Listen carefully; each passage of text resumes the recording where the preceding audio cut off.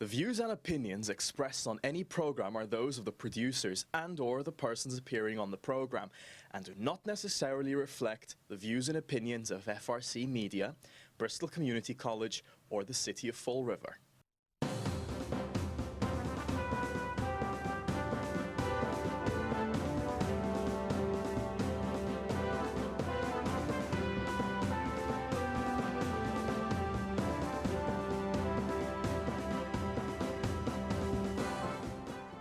Hello and welcome to Spindle City Straight Talk. And look who got out of the bunker today. Oh, I'm not used to this at all. And we're actually playing with some new toys in the broadcast booth, and we have our new person who's on staff, Nisa, who is a wonderful addition to Spindle City Straight Talk and to South Coast Media, and she's already been welcomed to the governor's office. So. You know that we're getting some very reputable and credible people. So. Well, it's Monday, and again a kind of light weekend. Because look, it's campaign season. The signs are going up all over the city. You know, I'm looking at the signs, and you know, we see what signs are with what other signs, and you know, and then they were talking about the Herald News is going to do an article about how Fall River got to where it got, and that really is like it is comical because I mean we don't know how we got here. It's mismanagement, overspending, and typical government bureaucracy. And they said they're going to talk about how Fall River stands with taxes and things like this, which is absolute horse manure. The reality is you can't just look at the tax rate. That's their con. That's the way they con people. Oh, Fall River's tax rate is lower. It's so low, it's one of the lowest in the state. No, it's not. It's not as low as the two cities that have the highest per capita income of our size, Cambridge and Newton. But it's also one of the highest in the state when you look at what the tax rate is in proportion to the household incomes and the income of the city. As a matter of fact, we had someone, one of our fans, actually do a study and send it to us. And CJ, maybe we should send that to the Herald News before they do their quote-unquote big editorial and expose on how Fall River got to where we are. Well, like I said, it was like walking around with your head in your derriere for about 15 years. That's how we got here. Yeah, you know, Chip, this is getting to be ridiculous. We are rehashing the same crap over and over and over again. We don't seem to be able to say, okay, we know this is the problem. This has been the problem for 2-3 decades. Why haven't we done anything? Why? Because it doesn't line the pockets of the people who are involved.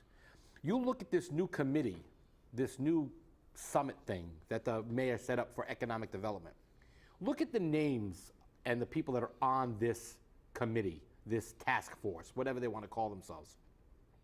Every one of them has a vested interest to keep you, the people of Fall River, you, the voter, stupid, poor, and dependent. Sounds like the old Democratic Party line to me. But this is what happens. These aren't people that have any interest in making Fall River better. Whether it be Rob Mellion all the way down the line, these are people that want what's best for them. Rob Mellion is the puppet for the business community. The business community only wants to look out for their self-interest, which you can't blame them. You cannot blame them for that. But you know what? We need a committee of people. Mr. Mayor, we're over here. Maybe you can listen. We need a committee of people who are going to be vested in Fall River, not in, am I going to get an expansion to my towel business? Am I going to get an expansion to my soup business? Am I going to get an expansion to my building? Am I going to get tax breaks for market rate housing, which is never going to happen? We want people who are going to actually listen to the business community, listen to the citizens, and come up with a divisive plan and decisive plan that actually puts together something that may work for Fall River, instead of going after the big dreams, the maybes, the, well, we can handle it, where the people involved in these deals, such as the vice president of the Fall River Office of Economic Destruction and his wife, where everything's got to go through them before it goes anywhere else. And if you want anything, you've got to kiss their backside over and over again. That's not what economic development is about. Economic development is making Fall River better for everyone. That's jobs, that's business, that's how your community is. Economic development is a whole lot more than just getting potential 500 jobs in Fall River. Well, divisive, it is. But that's ridiculous. You're talking about some common sense, CJ, that doesn't happen. And it's not only here. It's happening in Boston. I was listening this morning to a newscast about the Olympics and how it's actually the individual who spearheaded the charge to put it on the ballot that the taxpayers wouldn't have to pick up the bill. We literally saved billions of dollars. Because, again, in Boston, it's the same as Fall River. The big money people were going to make billions of dollars with the Olympics, and the taxpayers were going to be on the hook for cost overruns. And it's all about money. As we said on our first show so long ago, always follow the money. But, you know, now I'm going to get into something that's been bothering me for a while, too. It's about perspective. You know, we continue to say it's up to the people to change this, but the people have to pay attention, and they have to actually get their priorities in order. And let's face it, your living standard, the way you live in this community, the taxes you pay, should be a priority item. They have the most dramatic effect on your life. But what do we do in this society? I mean, it just irritated me so much when I see, and I know that there are men and women dying every day in Afghanistan and places throughout the world for this country, and you never see a news blurb. Yet, I have to watch a program being interrupted for a half an hour, and I see some imbecile walking around with a sign, "Free Tom Brady." A half an hour news show on the Patriots and his suspension. Will you people get a grip? Free Tom Brady? Who is he, Nelson Mandela? Did he spend 30 years in prison fighting against apartheid? The guy gets millions of dollars for throwing a football. Big deal. Free Tom, there were hundreds of picketers out there. And this is what we have in this country, rather than covering things that really matter, like soldiers dying, people sacrificing for this country, children without enough food to eat in one of the richest nations in the world. And this is what we waste our time on? That and Caitlin picking a dress? Come on. Give me a break. God, this is ridiculous. Have they made your brain into mush from giving you this pablum so long? I mean, let's get real. I mean, look at our society.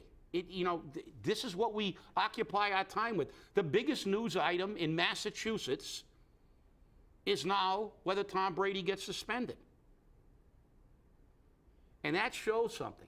That shows something that's very, very troubling about what we have in this nation and why it's a problem. Because the first thing they do in any country when they want to control the people is they eliminate the intellectuals, they take away the books, and they make them stupid.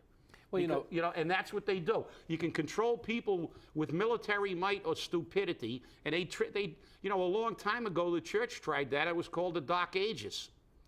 And the sad part about it is it still works today. We have a state that's ranked 48th by that report we got. Yes. For being an economic disaster. Yet the biggest item in the state of Massachusetts is Tom Brady. And before I turn this over to you, there was a great line in one of my favorite movies, A Bronx Tale, when the young kid who was the kid whose story was basically about, was talking about how Mickey Mantle cried when they lost the World Series, when Bill Mazeroski hit a home run. And Chaz Palminteri, who played the mafia guy who was teaching about the street, said, "You know something, kid, how much does your father make for driving a bus?" And he said, Mickey Mantle makes $100,000 a year. He makes more than a president of the United States. He says, you think Mickey Mantle cares about you or your father or putting food on your table? And you know something? Think about that. Think about that, because it's the truth. Do you really believe that Tom Brady cares about there are people that don't have any food? Is this what that this country has become? That, they're going to give us reality shows and divert our attention away from the fact that they're destroying the nation that we live in. And with that, I'm done ranting. Well, Chip, it's very interesting that you should bring that up, because just before the show, we were having a small editorial meeting, for the lack of a better expression. We spoke on this directly. But, the thing that gets me is that here in Fall River, and I'm going to try to bring this back in a little bit. Here in Fall River, we've been doing the same thing over and over and over and over again. I'm not even going to get into some of the diatribe tripe that they spew on insanity and whatnot. But just from that movie, that quote, do you think that City Councilor Linda Pereira cares if you eat? Do you think if City Councilor Leo Pelletier cares if you eat? Ray Mitchell? Dan Rigo? The Sutter sellouts, as we like to call them? Do you think that any member of that city council really cares? They go out there, they say, oh, look at me, I'm over here, I'm talking at the breast cancer awareness fundraiser. Let me give you a little bit of stats on that. 30,000 women a year lose their life to breast cancer.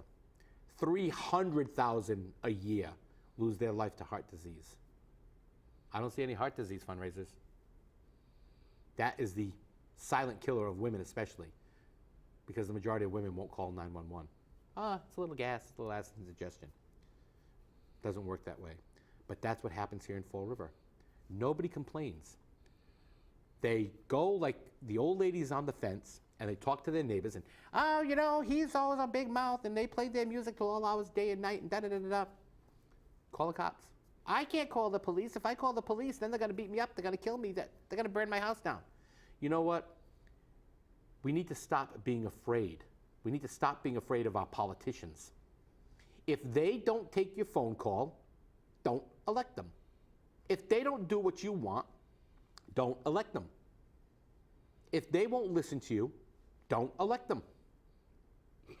Because it's very easy to see that Fall River, for the most part, for 3 decades minimum, has been stupid or flabbergasted.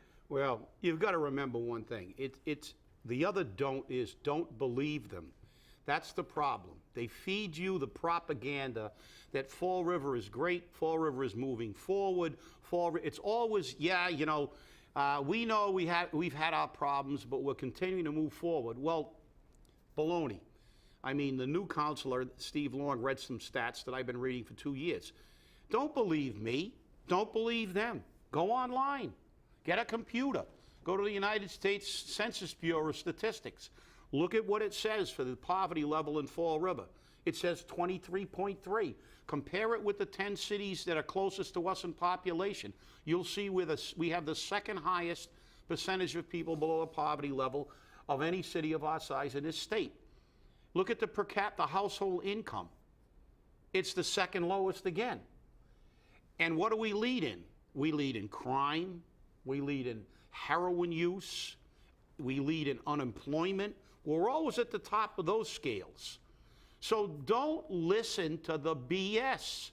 The fact is that they always tell you, the check's in the mail. Fall River's going to get better next week. It hasn't. For decades, this city has been eroding before our eyes. And for decades, those same city councilors have been saying, don't listen to those people. They're naysayers. Well, guess what? You 9 clowns got a report that confirmed all those statistics that was available to everybody. I had those for a year before that report was given to you. You don't have to be Einstein to go on a computer. Go to the U.S. Census Bureau and look at the stats. It'll give you all that. But average household income, but it's the fact that what irritates me more than anything else. Listen, You want to steal my money, as I always said, if you want to urinate on my head, at least extend me to courtesy and not trying to convince me it's raining. You know, the fact is, look, don't try to BS your way through. Don't tell me, at least if they said, look, Fall River's in a lot of trouble and we're going to try to fix it. No, they don't even give you that. They won't even give you that little bit of truth. It's always Fall River is, we're turning a corner. We're moving forward. It's got to be the biggest corner in the world. And it's like, Jesus, I mean, this is like, it's like the 100-Year War, trying to get the truth out of these people. And this is the reason. And I don't care if you like these people personally. The fact is, if you get an auto mechanic that can't fix your car, you don't take your car to them. Damn it, get these people out of office. But Shep, the thing is that the people of Fall River, the voters in Fall River, don't like change. But for the first time, 38 candidates, 38 potential candidates for city council. And guess what? The majority of them are not like the infamous nitwitted 9. Okay? They're regular Joes off the street. They're Joe the plumber, Nancy the nurse, okay? Tommy taxpayer. That's who they are. Tommy taxpayer. Okay? Well, that's all we have in Fall River is Tommy taxpayer. But you know, this is what we need to focus on. All right? A lot of these people have absolutely no experience, and that's fine. Okay? On-the-job training is better than what we've got right now, because what we've got right now is on-the-job rip-off artists, and it's got to stop. 38. That's a lot of people. And that means you, the voter, need to research every single one of these people. You need to find out where they stand. Find out where they are. Go meet them. And if they don't come to you and you're serious about making a change in Fall River, go to them. I got to divert from this a little bit now. Uh-oh. Oh, yeah. 38 people. Sean Kadim. Sean Kadim decided to run for city council. Is that because he made the promise to Seekonk that he wouldn't run for mayor? And when I turned around and pointed out the facts of Sean Kadim's administration here in Fall River as a city administrator, I was attacked. Like you're going to be when you leave here tonight from the Patriots supporters outside. But I was attacked. You know, oh, you're just a naysayer. How can I be a naysayer? I'm saying the facts. Fact. He negotiated the contract which put the fire department in jeopardy. Fact. 2 contracts. 2 contracts, okay? Fact. He was part of the creation of the pay-as-you-throw program. Even though it was created after he left office, he was part of that. He was part of we're financially stable. Remember that statement? Oh, we're in a good position right now, which we never were. And then he turns around and says that the fiscal 16 budget wasn't conservative enough? Come on. Come on. Are you people going to buy this? Are you really going to buy this? If you are, I'm going to tell you right now, bag it and find out from Paul Schmidt where he sells his to, because I'm going to tell you now, you got plenty there to sell. All right? It's that simple. Now, Steve Camara, as we all know, and full disclosure, Steve does work here at the studios, is running for city council. You know, Steve and I used to be very much opposed on many, many issues. But what I can say about Steve is, over the years, age has brought a great amount of wisdom, not only to Steve, but also to me. And I look forward to debates with every city council candidate. And I look forward to debates with everyone. So we now see that we've got another longtime city council candidate coming back to take another bite at the apple. We have Emerald Gaudette doing the same thing. Emerald Gaudette, and I've seen the signs out there. So it's going to be interesting to see how this election actually pans out. Well, and then, of course, the big news, the huge news. Candidate for mayor, papers were taken out, Jordan James Sylvia. Known very well in Fall River, known in Brockton, known in Newport. Been very well known throughout the recall. He's going to run for mayor. Now, I'm not going to say whether that's a good or a bad thing, because I firmly believe that anyone who decides to run for public office is taking a lot on their shoulders and shows that they want to be involved in the process. I think we need to listen to every candidate. and make sure that we know where they stand. And for those of you who are running out the door saying, oh no, I've already made my choice, it's going to be Sam Sutter or Jason Correa, there are other people out there. Listen to them first, listen to their plans, and please, don't buy the pablum. Don't sit at the Chinese sandwich dinner. Chinese sandwich dinner. That's a good one, TJ. I got to find that one out. I got to find a place that serves Chinese sandwich dinners. Okay. Okay, you mean chow mein sandwich. Well, any sandwich you want at this point, because I'm telling you, it's ridiculous. But let's have a novel idea here. Let's actually put people in our government that actually have to live on a budget that are regular people, as you said. You know, the fact is that these people can actually look at this budget, and when you go in front of them and say, this budget isn't balanced, they understand, because in their house, if their budget is balanced and the gas bill and the electric bill come in, they can pay the both of them. If it's not balanced, they have to say, I can't pay my bill this month. Oh, you mean like if we pay the retirement fund, we can't pay our employees? Right. and you know, I find it really ironic that when you go to court, the judicial system says you should have a jury of your peers, yet we don't have a government of our peers. We have a government made up of the privileged few. You know, our congressmen are a monarchy. I mean, they live by their own rules. I mean, geez, our Congress even runs D.C. You know, D.C.'s budget, you can't, they don't have a budget unless Congress approves them. They don't even have any rights. And, you know, it's the capital of the nation, but it's a district. And Congress actually, and if you listen to some of the absurdities that they use for not approving stuff, they're so politically motivated. But what we need in government is a perspective not based on the rich and the privileged, because that's who runs government now. That's why we get the big dig. That's why they wanted the Olympics. That's why they do the things they do. That's why you have, 10 super PACs financing every political candidate that they want in office. And it's all about money.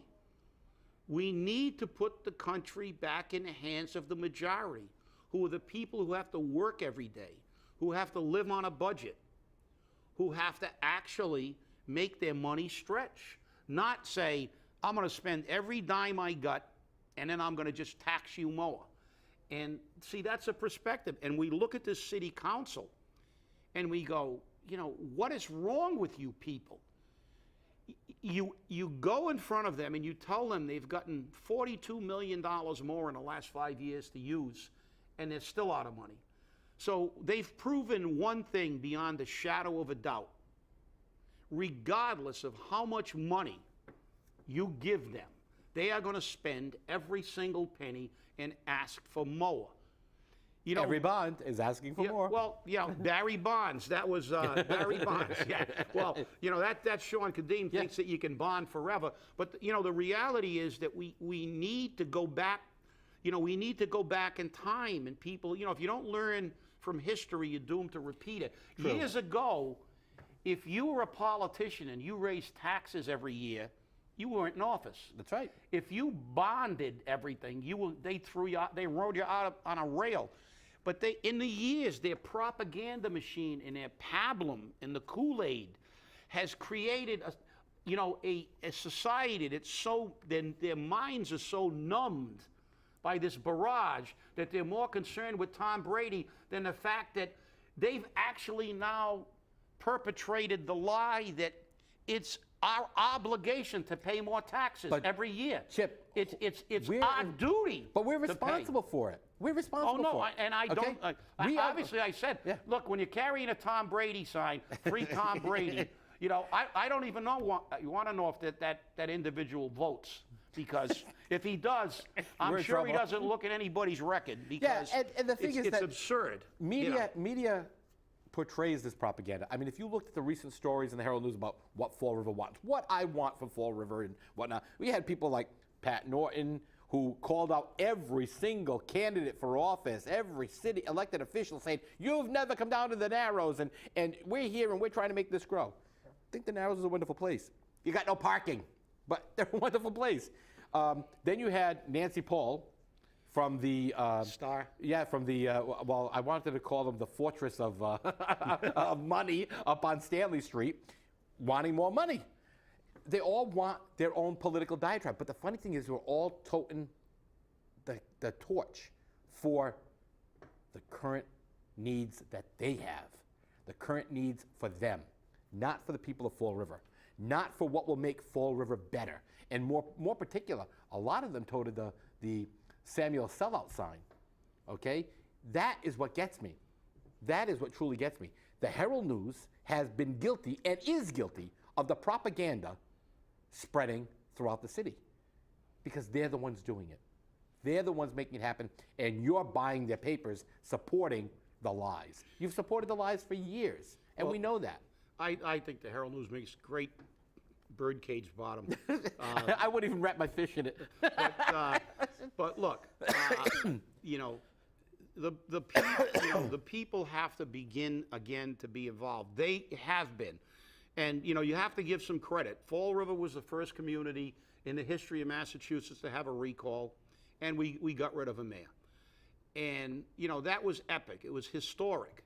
But the problem is that should have been the beginning and the beginning of the change, not the end. We got rid of a mayor that was horrendous, and we got one that was even worse. But I mean, what are you going to do? But it shows what you should do. That is, you hire somebody to do a job, they don't do a good job, you never hire them again. And you hire somebody to be a mayor, and we hired Sam Sutter. He's not doing a great job. Time to get rid of him, give somebody else a chance. And the fact is that ultimately, if you continue to do this and politicians realize they're not going to have a trough to feed in for decades, they might start actually working in the best interest of the taxpayer rather than the best interest of special interest groups. And you're right. How many of these programs, they cry for more money and more money and more money and more money, and when was the last time you saw somebody in that place ever not get a pay raise? When did you ever see any attempt at reorganizing to make it more efficient and more effective like it's done in private industry? The answer to that question is never. Never. You never see anybody in this city go. When was the last reorganization? 30 years ago? And that reorganization was a political reorganization to justify pay raises for the people that are connected. You know, this is the facts. The fact is that, you know, if you're a working class person who has to pay your bills, let's look at ensuring that whoever sits in those seats, whether it's in the 6th floor of the government center or in the city council chamber or on the school committee, is working in the best interests of you, not the privileged few. We have super PACs on the federal level, and we have mini super PACs in Fall River. We all know who they are. We know who all the money people follow the money. And that's the problem. Fall River is not their personal piggy bank, and it's time to make a change. So get upset, vote, and let's change this. Let's continue what we started in the recall. Yeah, but you know, you just got to look at what happens. I mean, a property was taken off a tax auction because it was going to somebody else as a political favor or whatever the case may be. Oh, it was promised. I don't want to hear it. Goes to tax auction. It gets auctioned. You don't promise it off. All right? You look at those property transfers. You look at the sales of some of these buildings. They go to people that want them for their own huge personal gains, and other people who bid were knocked out even though they're the high bidder. And we see this all the time. So, and with that, we're ready to go. Another Monday. Another Monday. Hey, we'll see you Wednesday here on Straight Talk. Thanks for watching, and if you got any comments, shoot us some email. Have a great day. Stay angry.